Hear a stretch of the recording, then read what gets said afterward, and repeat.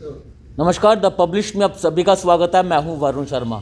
Jammu Kashmir police की अगर मैं बात करूं तो 2400 घंटे लोगों की सेवा के लिए तत्पर तैयार रहते हैं और 2400 घंटे जो है सड़कों पर जो है वो खड़े रहते हैं ताकि जम्मू कश्मीर का माहौल ख़राब ना हो सके। लेकिन इसमें अगर मैं एसपीओ की बात करूं, जिन्हें हम स्पेशल पुलिस ऑफिसर कहते हैं, ये भी जो है शाना बशाना जो है जम्मू कश्मीर प्रशासन के आदेश अनुसार जो है वो काम करते हैं। लेकिन इनकी डिमांड्स को लेकर कोई भी सामने नहीं आता।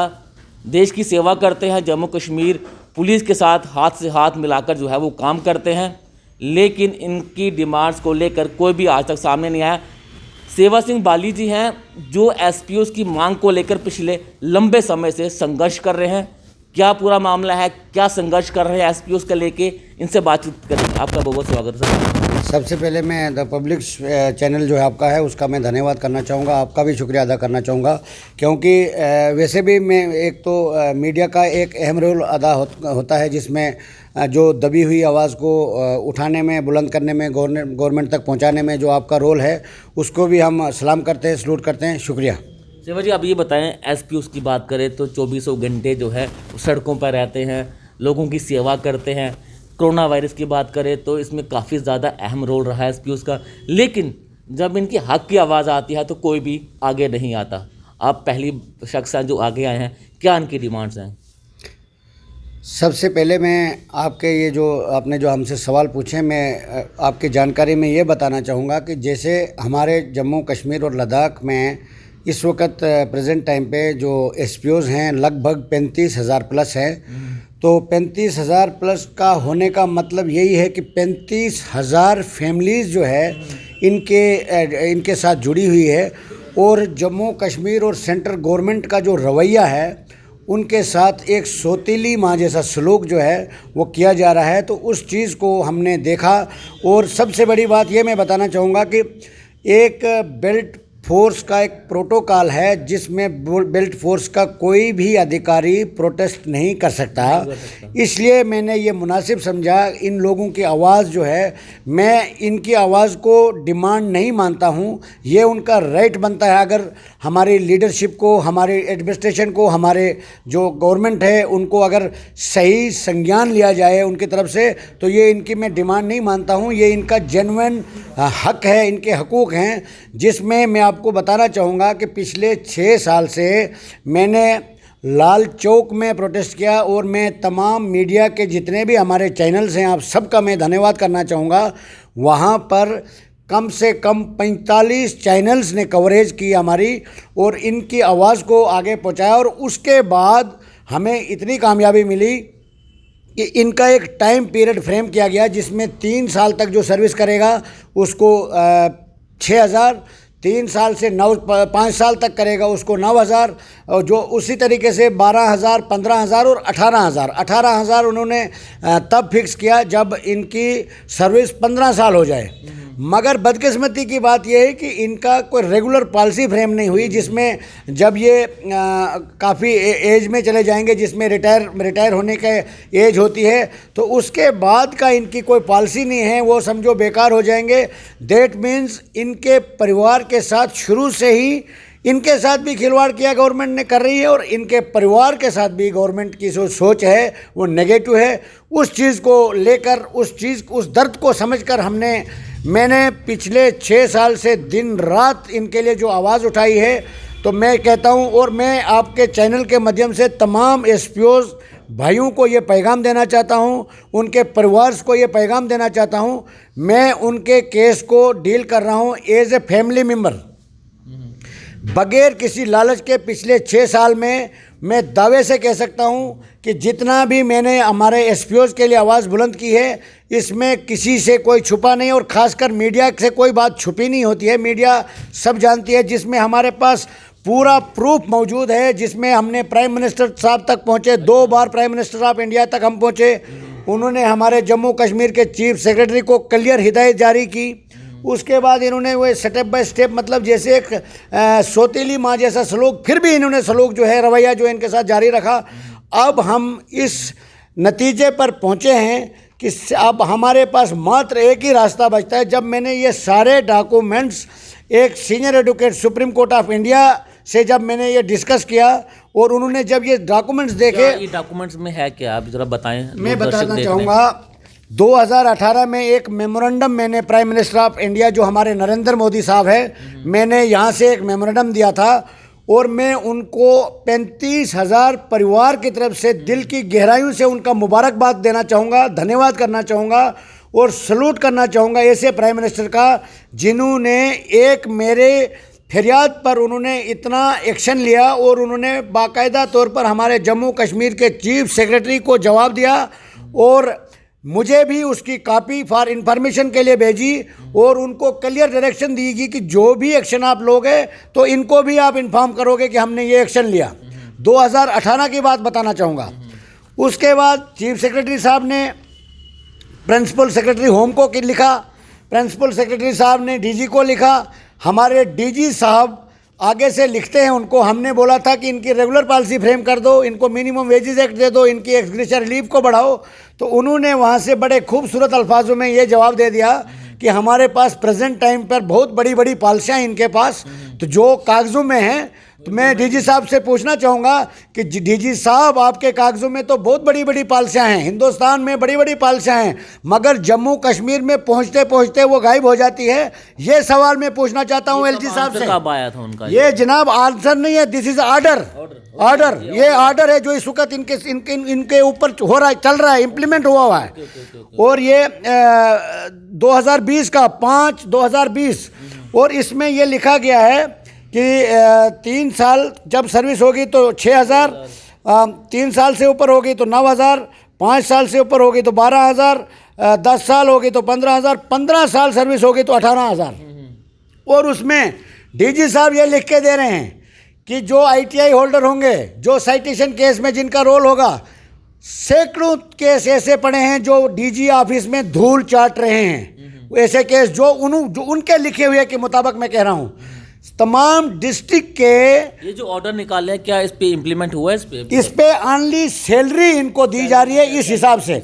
बाकी जो ये लिख रहे हैं कि इनके जो हमने पॉलिसी मांगी थी उसके जवाब में ये लिखते हैं कि ऑलरेडी हमारे पास इनके लिए बहुत सी पॉलिसियाँ बनी है, मगर बनी है या तो उनके अपने घर को चलाने के लिए बनी होगी, मुझे लगता है। जम्मू कश्मीर LG गवर्नमेंट के जो हमारे जम्मू कश्मीर की गवर्नर इंतजामिया है, तो उनका ना बाकी ज़मीनी सतह पे हैं वो लोग इस वक्त गोली के सामने ड्यूटी कर रहे हैं और हमारे कई भाई शहीद भी हुए और उनको परिवार के साथ सौतीली माँ जैसा सलूक किया जाता है। मात्र 2 लाख रुपए उनको पर मंथ पर उनको रिलीफ के एक्स्ट्रा रिलीफ के। पता नहीं कि जो SPUs काम कर रहे हैं कुछ रिटायर भी होने वाले होंगे, उनके लिए कोई रिटायरमेंट पॉलिसी जो है वो लानी चाहिए। यही आवाज़ को लेके जब हम मजबूर हो गए इन बहरी गवर्नमेंट के सामने, बार बार मैं कहता हूं पिछले 6 साल से मैंने दिन रात मेहनत की, जिसमें मैंने लाल चौक में प्रोटेस्ट किया। आपको अंदाज़ा यहीं से लग जाना चाहिए कि प्राइम मिनिस्टर ऑफ इंडिया, एक बार तो ये ऑर्डर है 2018 का, ये 28/3/2018। उसके बाद जनाब मैं आपकी जानकारी में बताना चाहूँगा, ये मेमोरेंडम दिया है मैंने honourable Shri Narendra Modi by name, Delhi में खुद ऑफिस, ये रिकॉर्ड है, ये पूरा उनका नंबर सब कुछ दिल्ली में जाकर मैंने ये दिया।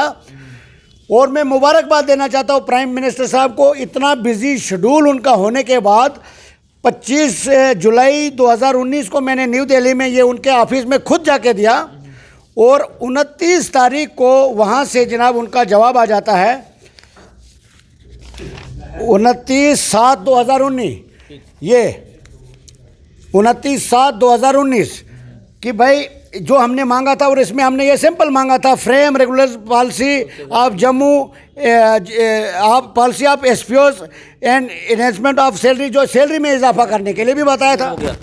नहीं उसके बाद ये मांगा था हमने 6,000 रुपये, मतलब जो 3 साल तक जो सर्विस है उनको तो आज भी 6,000 दिया जाता है। और उसमें पढ़े लिखे लड़के हैं, जो नए लड़के लगे हैं वो पोस्ट ग्रेजुएट हैं, वेल क्वालिफाइड लड़के हैं, और मैं मुबारक देना चाहता हूं यार, जम्मू कश्मीर की हालात इस वक्त इतने नाजुक दौर से गुजर रही है और वो लोग हमारे नौजवान जो है हमारे कौमी धारा में हिंदुस्तान के झंडा लेके हिंदुस्तान की सुरक्षा के लिए बेल्ट फोर्स में आए। हमने तो हमारी गवर्नमेंट को तो उनको सल्यूट करना चाहिए था, शाबाशी देनी चाहिए थी। सेवा जी, एक सवाल आपसे ये पूछना चाहूँगा कि अगर मैं डेली वेजेस की बात करूँ, जो पीएचईज या पीडीडी डिपार्टमेंट के वो लगातार प्रदर्शन कर रहे हैं, प्रदर्शन करने की उन्हें इजाज़त तो है, लेकिन अब जब प्रदर्शन कर रहे हैं अब उनकी रेगुलर पॉलिसी के लिए भी जो है एक कमेटी बनाई गई है, लेकिन जो एसपीओ हैं ये प्रदर्शन नहीं कर पाते। अब इनकी आवाज़ किस तरह से प्रशासन तक पहुँचाई जाए? तभी ये बहुत अच्छी बात आपने हमसे बताई। ये एसपीओ जो हैं ये अपनी मतलब तानाशाह, इसको अगर हम कहेंगे ये लफ्ज़ तानाशाह तो मेरे हिसाब से गलत नहीं होगा। जो अंग्रेज़ों की दौर की हुकूमत थी वो तो ख़त्म हो गई, मगर ख़ासकर हमारे जम्मू कश्मीर में मुझे यही मालूम होता है कि जम्मू कश्मीर में आज भी अंग्रेज़ों से भी ख़तरनाक हुकूमत जो है हमारे ऊपर चल रही है, जिसमें आपने ये बताया कि ये प्रोटेस्ट नहीं कर सकते हैं। तभी इनका प्रोटोकॉल है, बेल्ट फोर्स का कोई भी अधिकारी प्रोटेस्ट नहीं कर सकता है, मगर उनके साथ जुड़े हुए लोग, हमारे जैसे लोग जुड़े हैं, आप जैसे लोग जुड़े हैं, जो बाकी तमाम मीडिया के लोग जुड़े हैं, जो दबी हुई आवाज़ को बुलंद करने के लिए खड़े हैं और अपना किरदार निभा रहे हैं। मैं सबको सल्यूट करना चाहता हूं और मैं बजाते खुद जितना मेरे से हो सका मैंने आज तक इनकी आवाज़ को बुलंद किया। आखिरी में जम्मू कश्मीर प्रशासन अगर ये आपकी आवाज़ सुन रहा है तो अब क्या डिमांड्स रखने चाहेंगे एसपी को लेकर? जम्मू कश्मीर प्रशासन में आपको एक बताना चाहूँगा, जो ही मैंने पिटीशन का अभी प्रोसेस ही चल रहा है, तो कल की डेट में एक एसपीओज़ के लिए तमाम के लिए 300 लोगों को उन्होंने कंफर्म कर दिया एक ऑर्डर। सबसे बड़ी खुशी की तो बात यह है, लातों के भूत बातों से नहीं मानते। इनकी नींद तब उठती है जब इनको झुलोड़ा जाता है।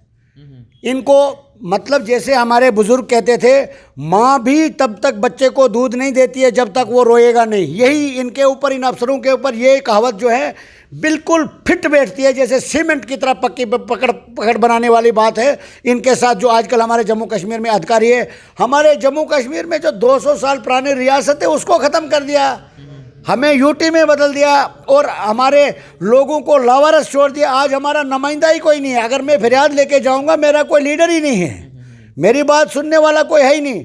जो हमारे जम्मू कश्मीर को चला रहे हैं उनको पता ही नहीं है रामबन कहाँ है, डोडा कहाँ है, करगिल कहाँ है, कश्तवाड़ कहाँ है, पुंछ कहाँ है, कुपवाड़ा कहाँ है, बांडीपोरा कहाँ है, कुलगाम कहाँ है, रजौरी कहाँ है, रियासी कहाँ है।